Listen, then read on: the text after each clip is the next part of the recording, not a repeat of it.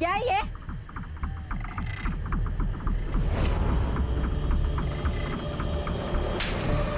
झूठ बोला तुमने मुझसे।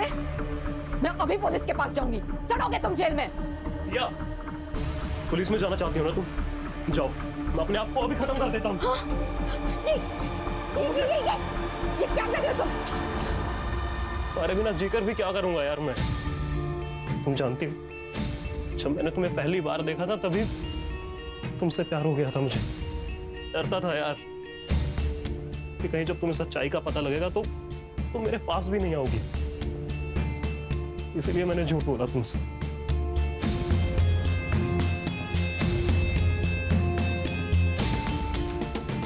अमन, मुझे किसी धर्म से कोई प्रॉब्लम नहीं है, लेकिन मुझे झूठ से प्रॉब्लम है। प्रॉमिस मी, आइंदा तुम कभी मुझसे झूठ नहीं बोलोगे। मैं प्रॉमिस करता हूँ, आज के बाद कभी झूठ नहीं बोलूंगा तुमसे। हमारे रिश्ते में सिर्फ सच रहेगा। I love you, Aman. I love you।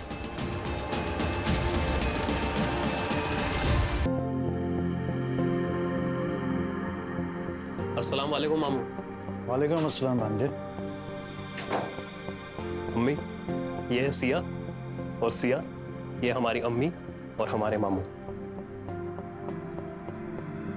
अरे बस बस बस, खुश रहो खुश रहो। बस बस बस बस बस, खुश रहो और हमें भी खुश रखो।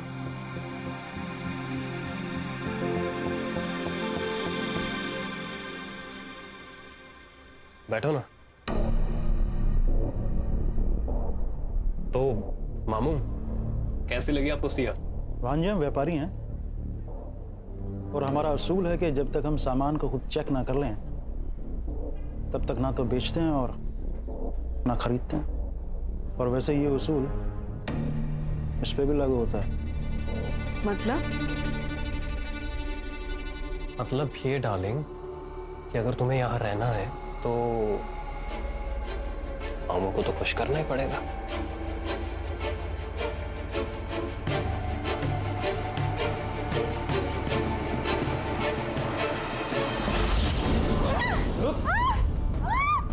एकदम कच्ची कली। सामान का एड्रेस भी यही का बता रहा है। एक मिनट सर, घर उस तरफ है। अरे सर, जय हिंद। कामले, मात्रे, यहाँ क्या कर रहे हो? सर, एक बच्चा मिसिंग है। कल उसने कुछ लफड़ा किया, सबको बता रहा था कि एक घर में किसी लड़की को बांध कर रखा गया। बाप ने मारा तो भाग गया। घर में लड़की को बांध कर रखा गया? कहाँ रहता है वो बच्चा? मैडम, आपसे गुजारिश है, मेरे बेटे को ढूंढ लीजिए, वो सिर्फ 12 साल का है। आप शांत हो जाइए और पूरी बात बताइए। कहिए, क्या हुआ था? सलमान, सलमान, सलमान। देखिए, आप बिल्कुल घबराइए मत। आपका बच्चा डर के भागा है। यहीं कहीं आसपास होगा, हम उसे ढूंढ निकालेंगे। आप बस उस घर का एड्रेस बताइए जहां आपके बेटे ने उस लड़की को देखा।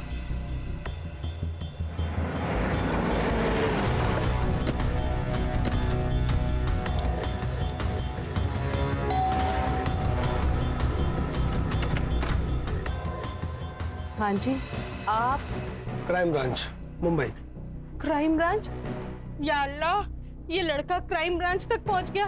साहब मैं सच कह रही हूँ, हमारे घर में कोई लड़की नहीं है साहब। मैं वो पता करना हमारा काम है। अम्मी, अम्मी कौन है? क्राइम ब्रांच साहब। अमान अली जी। रश्मि, घर चेक करो। अरे सर, लेकिन ऐसा सर, हमारे घर कोई लड़की नहीं है। वो सलमान झूठ बोल रहा है सर, चोर है वो।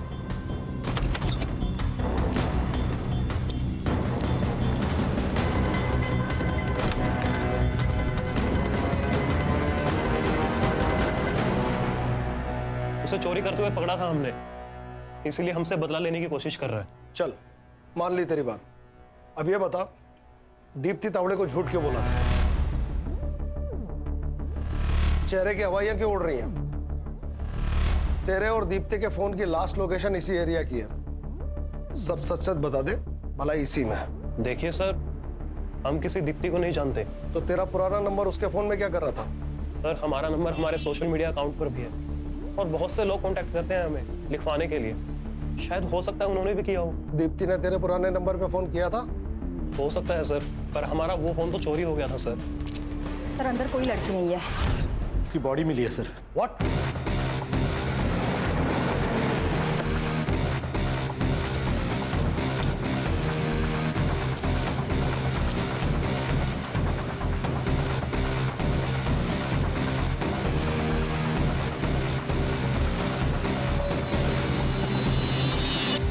इसका मतलब सलमान सही कह रहा था। सलमान ने उस घर में लड़की देखी थी। बच्चे की बॉडी को पोस्टमार्टम के लिए भेजो। तलाश करो कि आसपास कोई सीसीटीवी है। इस जगह से भी कोई सुराग मिल सकता है। इस जगह को अच्छी तरह से खंगालो। रश्मि, चेक करके बताओ कि यहाँ या इसके आसपास अमन का फोन एक्टिव था क्या? जी सर।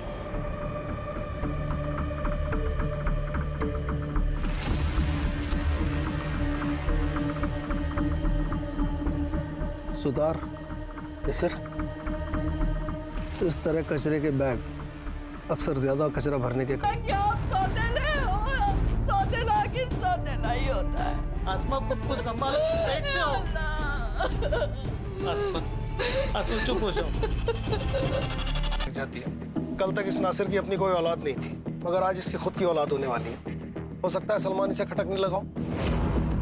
और वहीं दूसरी तरफ इन सब बातों से बेखबर सलमान अपने बाप से मोहब्बत की उम्मीद लगाए बैठा होगा। रश्मि, सलमान का डेथ टाइमिंग जल्दी निकलवाओ। इन सब की मोबाइल लोकेशन मैच करो। अमन के साथ साथ अब ये सलमान का बाप नासिर भी हमारी सस्पेक्ट लिस्ट में है। जी सर।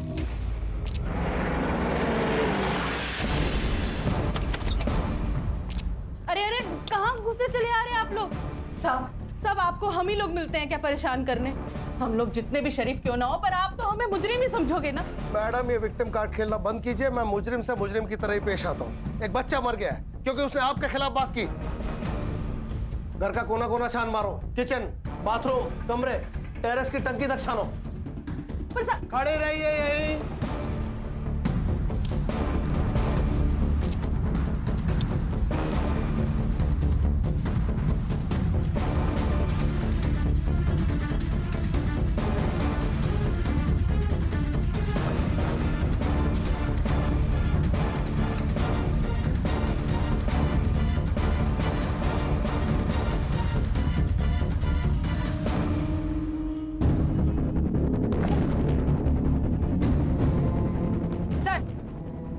अंदर लड़की के कपड़े मिले। अब आपको परेशान करने यहाँ नहीं आएंगे। लेके चलो इन्हें। चलो। चलिए मैडम, चलिए। अमान भाग, भाग अमान। अमान, सीधा पकड़ इसे, पकड़। कहाँ भाग रहा है? चल, चल अंदर। तेरे घर में जो लड़की थी वो कहाँ है? सर हमारे घर पे कोई लड़की नहीं थी और हम नहीं जानते आप किस लड़की की बात कर रहे हैं। अच्छा, इस लड़की को जानता है? नहीं सर, हम नहीं जानते इस लड़की को। बंद कर तेरे झूठ की दुकान। तो इस लड़की को भगा के ले गया था। इसका मर्डर हो गया है। इसकी फ्रेंड तुझे पहचान चुकी है। जिंदगी भर रेप और मर्डर में अंदर सड़ेगा। सच बता। सर हमने कुछ भी नहीं किया है और हम किसी को नहीं जानते हैं सर। सुतार नहीं कबूल कर रहा है। अरे सर, जब हमने कुछ किया ही नहीं तो कबूल क्यों करेंगे? जरा जरा आइए ना अभी। हाँ सर। हाँ क्या? सर वो आपको अगले हफ्ते छुट्टी पे जाना है ना? हाँ तो फिर सर ये केस भी वैसे ही क्लोज करो ना, वो थाना का किया था वैसे। हाँ, और वैसे भी सर अपने पास उसके भागने का सबूत तो है ही, उतना काफी है उसे जेल में डालने के लिए। और सर एक बार वो अंदर चला जाएगा ना तो अपन अपने हिसाब से इस केस को हैंडल कर सकते हैं। हाँ सर, और रेपिस्ट की जेल में कैसी धुलाई करते तो आप जानते ही हैं। अपना आधा काम वही कर लेंगे। सही है ना सर? डन। हाँ चलो। अच्छा भाई अमन, ठीक है, तू मत बता, हम लोग मैनेज कर लेंगे। एक मिनट सर, ऐसे कैसे मैनेज कर लेंगे आप? ये कोई तरीका थोड़ी है, गलत बात है सर ये। अरे क्या गलत बात है? तू झूठ बोल के लड़कियां फंसा सकता है, उनको अपने घर में बंद रख सकता है, रेप करवा सकता है, वो सब सही है। हम एक केस को क्लोज करने के लिए थोड़ा सा मैनेज कर रहे तो ये गलत है? सर हमने दीप्ति का रेप नहीं किया है और ना ही उसका मर्डर किया है, बल्कि रेप तो मामू करते थे सर। मामू? कौन मामू? अबे बोलना। वो सर हमारे मामू हैं जमील खान। एक दिन हम उनसे पैसे मांगने गए थे। मामू वो हमें थोड़े पैसों की जरूरत थी। जैसे ही हमारी जॉब लगेगी ना हम आपको लौटा देंगे। जॉब तो तेरी लगी नहीं है आज तक। तो लड़कियां बहुत अच्छी अच्छी हैं तेरे पास। हाँ, तू अपने मामू के अकेलेपन का ध्यान रख, मामू तेरी जेब का ध्यान रखेगा। ठीक है? और फिर उस दिन के बाद हम मामू के लिए गर्लफ्रेंड्स बनाते थे सर। क्या करता था बाद में लड़कियों का? मामू ने ले जाते थे सर, हमें नहीं पता कहाँ पर। इसके मामू को उठाओ, इस लड़की को भी वही लेकर गया होगा। और दीप्ति की बॉडी पर मिले स्पर्म से इसका डीएनए मैच कराओ। मामा भांजे हैं दोनों के डीएनए स्ट्रेन्स में कुछ तो सिमिलरिटी होगी। पता चल जाएगा इन दोनों में से किसी ने रेप किया है या नहीं। सर, दीप्ति के बॉडी पे जो स्पर्म्स मिले हमने उसे अमन के डीएनए से मैच कराया। 1% भी डीएनए मैच नहीं हुआ। इसका मतलब है ना रेप अमन ने किया और ना ही उसके मामा ने। तो फिर रेप किसने किया? सर, प्लास्टिक के बैग पर लीड मिली है। वो नीलिमा बिल्डिंग का वॉचमैन बता रहा था कि कोई बच्चा है जिससे वो प्लास्टिक का बैग लेकर गया था। प्लीज मुझे जाने दीजिए, या फिर मैं अपने वकील को बुलाऊं? बहुत जल्दी है तुझे। 24 घंटे के लिए तो हमारा मेहमान है ही तू। जरा हमें भी मेहमान नवाजी का मौका दे। मेरा भांजा बहुत बड़ा कमीना है, उसी ने ये सब कुछ किया होगा और अब मुझे फंसा रहा है। देख लिया अपने भाई को, सारा इल्जाम आपके बेटे पर डालकर खुद आजाद हो गया। अब जिंदगी भर जेल में सड़ेंगे आप और आपका बेटा। देखिए, ये बात साबित हो चुकी है कि दीप्ति का रेप आपके बेटे ने नहीं किया। अगर आप चाहती हैं कि उस पर दीप्ति के मर्डर का इल्जाम ना आए तो हमारी मदद कीजिए। सिर्फ 2 सवाल। एक, वो लड़की कहाँ है? और दूसरा, दीप्ति को किसने मारा? मैं ये नहीं जानती कि दीप्ति को किसने मारा, पर मैं इतना जानती हूँ कि मेरा भाई उन लड़कियों को अपने साथ लेकर गया था।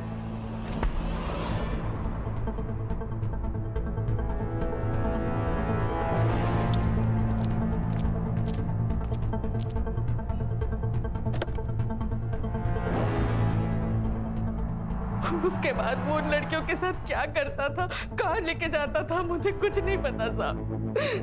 साहब, मैं झोली फैला के अपने अमान के लिए आपसे बोलती हूँ, उसने कुछ नहीं किया साहब। मेरे बच्चे को छोड़ दो साहब। जमील जब सिया और दीप्ति को अमान के घर से लेकर गया, उसके बाद का उसका लोकेशन ट्रेस करो और ये भी पता लगाओ कि जमील का नायगांव में कोई कनेक्शन है क्या। सर, एक और बात है, दीप्ति की मौत 15 मार्च की रात को हुई थी और जमील दीप्ति को 11 मार्च को अमन के घर से लेके गया था। मतलब दीप्ति को 3 से 4 दिन कहीं रखा गया था। सिया को ये अमान के यहाँ से परसों रात लेकर आया है। मतलब सिया के जिंदा होने के चांसेस हैं। हमें जल्द से जल्द सिया की लोकेशन पता लगानी होगी। सर, जमील के बारे में एक इंफॉर्मेशन मिली है। वो मीरा रोड से सीधा अपने घर अंधेरी जाता था, लेकिन उसका ड्राइवर हुसैन दहीसर तक तो जाता था, फिर वापस मुड़कर उसने नायगांव की तरफ ट्रैवल किया है। इस पेन ड्राइव में उस सिग्नल का सीसीटीवी फुटेज है। लगाओ। ये देखिए सर, इस सीसीटीवी फुटेज में जमील की गाड़ी तो दिख रही है, पर इसमें जमील नहीं है। मतलब ड्राइवर जमील को पहले दहीसर ड्रॉप करता होगा और फिर उसके बाद नायगांव के लिए निकलता होगा। सर, मैंने पता किया, जमील का एक पुराना घर है नायगांव में और सर हमें दीप्ति की बॉडी भी उसी घर के आसपास रास्ते में मिली थी। नुसरत से जमील के घर का एड्रेस ले लो, हमारे पास टाइम कम है।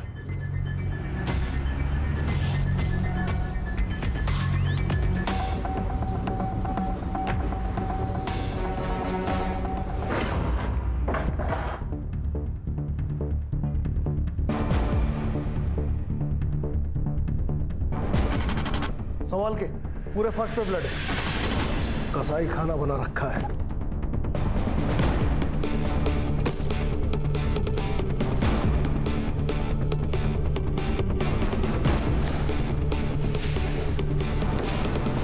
लड़की को मारने का काम दे रखा था जमील भाई ने।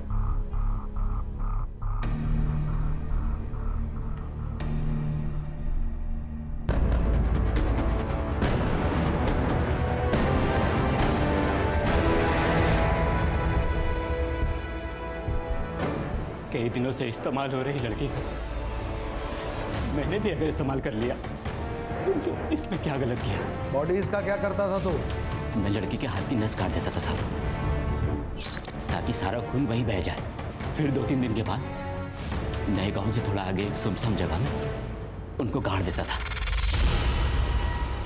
रश्मि, वहां एक टीम भेजो डॉग स्क्वाड के साथ। Yes sir. दीप्ति की लाश को सड़क पे क्यों फेंका? वो ट्रैफिक हवलदार पीछे लग गया था।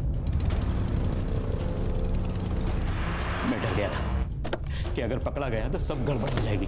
गड़बड़ तो अब होगी। बता, कुल कितनी लड़कियों को मारा है? साहब मेरा फोन दीजिए ना मुझे। क्यों चाहिए? साहब वो जमील भाई एक लड़की को मारने का 1 लाख देता था, तो मैं अकाउंट देख के बता सकता हूँ कि मैंने अभी तक कितनी लड़कियों को मारा है। हाँ सर। सर, नायगांव हाईवे के पास एक बॉडी मिली है।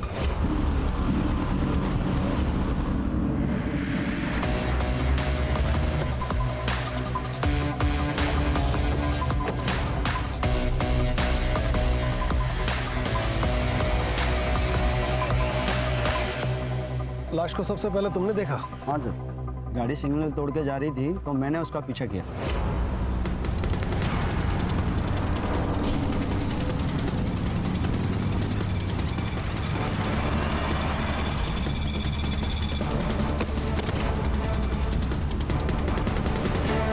कलाई की नस कटी है, पूरी बॉडी सफेद पड़ चुकी है। इसका मतलब है मर्डर यहाँ नहीं हुआ है। सर ये देखिए,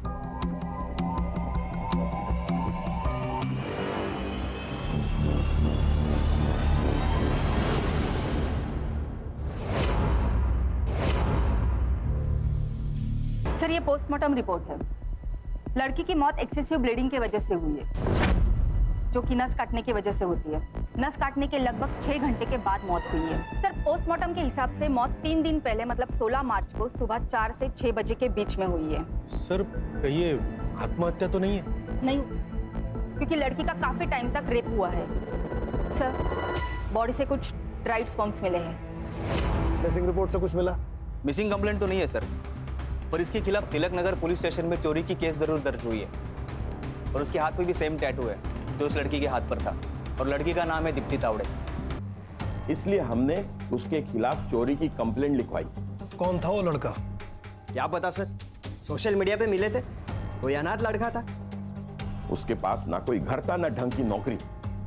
उसका सारा खर्चा मेरी बेटी दीप्ति उठा रही थी, और मुझे उसकी जानकारी तब हुई जब मैंने उसके सारे क्रेडिट कार्ड के बिल्स चेक किए। जब मैंने दीप्ति से पूछा तो उसने मुझे झूठ कहा। उसने कहा कि उसकी कोई सहेली है जिसको पैसे की सख्त जरूरत है, तो मुझे यकीन नहीं हुआ। मैंने दिनेश को पता करने बोला। उस दिन उसको फॉलो किया था सर मैंने। दीप्ति,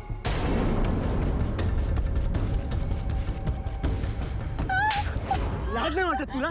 हाँ, ऐसे आवारागर्दी करती है तू? आज तुम दोनों को छोड़ूंगा नहीं। भाग अमन, भाग।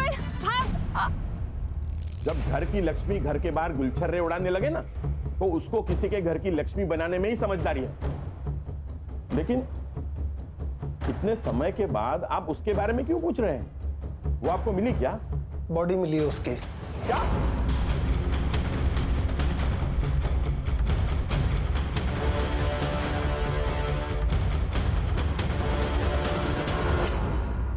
सर ये भाई कुछ ज्यादा ही गुस्सा नहीं हो रहा? सुतार, बहन भागी है सुतार, इज्जत तो गया, पैसा भी। इन दोनों बाप बेटों पे नजर रखो। तिलक नगर पुलिस स्टेशन से इस केस के सारे डिटेल्स निकलवाओ। और रश्मि तुम जी सर। दीप्ति की कॉलेज की दोस्तों से इस अमन के बारे में पता करो। सिद्धार्थ, मर्डर के दिन इन दोनों बाप बेटों की लोकेशन क्या थी, पता करके बताओ। दीप्ति के कॉल डिटेल से पता करो कि उस अमन का नंबर कहीं मिलता है। मैम हमने से कोई कभी अमन से मिला नहीं। कुछ आइडिया है क्या काम करता था वो? मैम राइटर था शायद, पोयम शायरी वगैरह लिखता था। ये आपके गालिब साहब की कोई फोटो वीटो है आपके पास? नहीं सर। हमने लड़के को देखा नहीं सर, वो रात में कई बार छोड़ने आता था, पर कभी चेहरा नहीं देखा उसका।